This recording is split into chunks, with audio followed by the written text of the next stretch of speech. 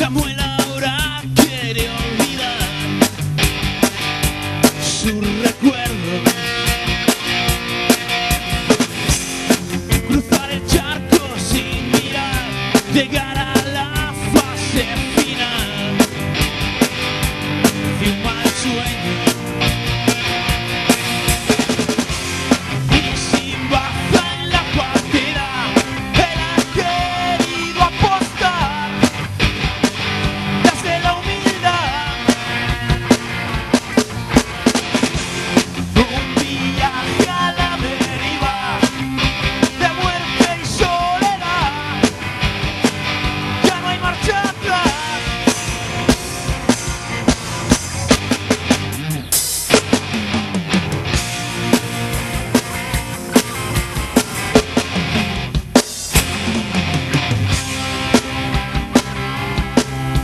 Solo engañado, pensando en si podrás volver a tu vida anterior.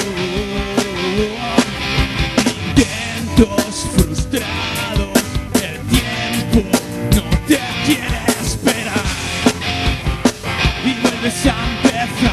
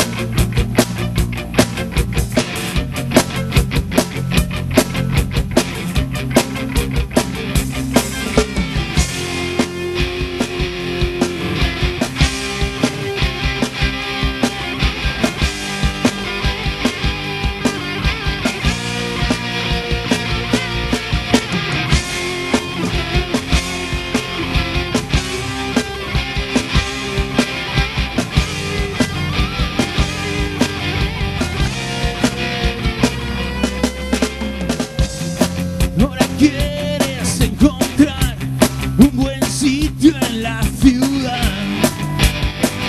Todo es esperanza. Después de tanto buscar, alguien te ha podido dar una respuesta. Tu salario no es igual al que cobran los demás, te dice Mustafa.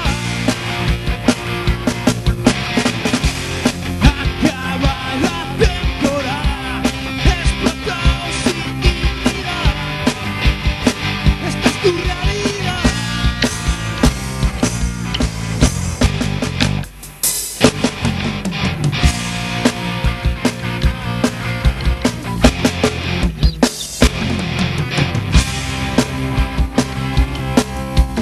Solo engañado, pensando en si podrás volver a tu vida anterior. Intentos frustrados.